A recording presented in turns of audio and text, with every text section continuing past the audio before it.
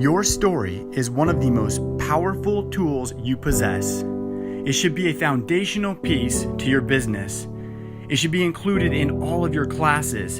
It should be a major piece of your outreach to other people. And as you learn to share your story with passion and authenticity and vulnerability, you will truly reach the emotion of other people that engages them to act. Remember, logic makes people think, emotion makes people act. Your story matters. Each of us has our own unique story, and wow, am I so grateful that we all have our own life experiences and hardships and challenges and opportunities for growth.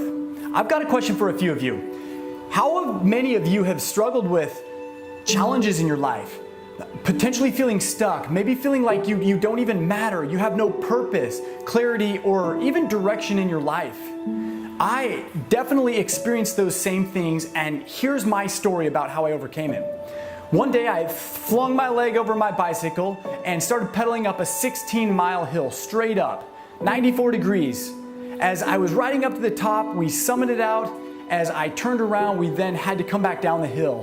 And at 42 miles an hour, I came around a corner a little bit too fast. My front tire washed out on a patch of dirt. I impacted the cement and I slid uncontrollably for about 50 yards before I impacted a cement barrier that's used to safeguard cars from going off the edge of the cliff.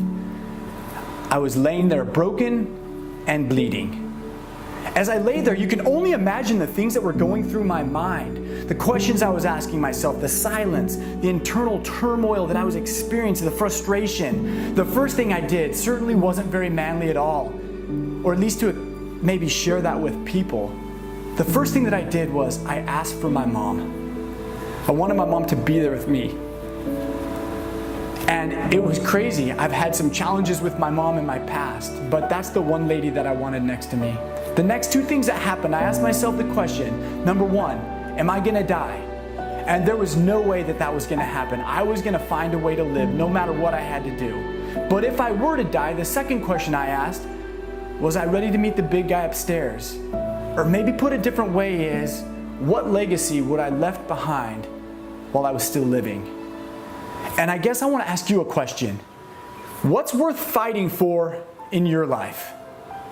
You see, that day on the mountain, I had this very close conversation with myself about the things that I needed to do and the things that I needed to change to get to where I need to be.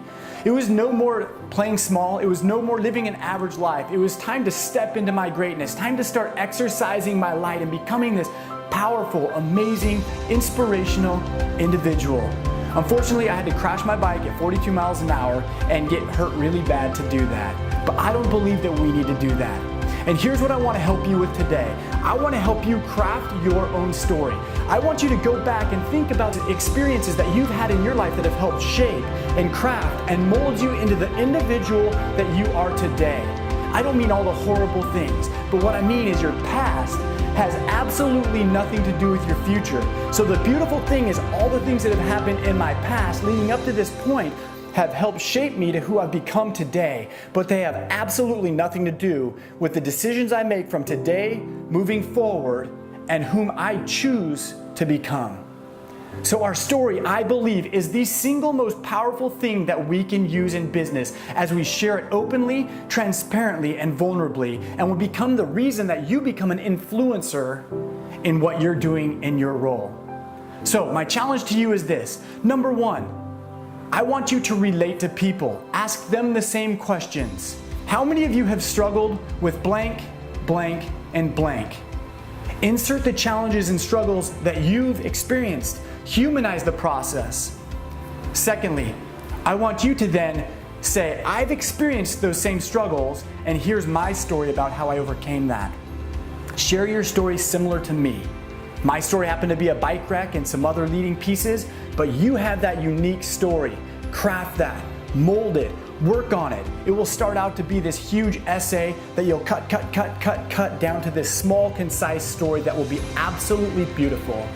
Next, teach people something.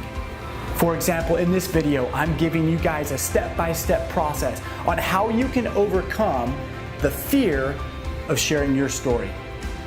And then lastly, in our stories, I encourage you to challenge the listener. So today, I challenge you in all of the fear and all of the nervousness and everything that you're experiencing inside and potentially becoming vulnerable and sharing something transparently in front of the world. I challenge you to start and to do it.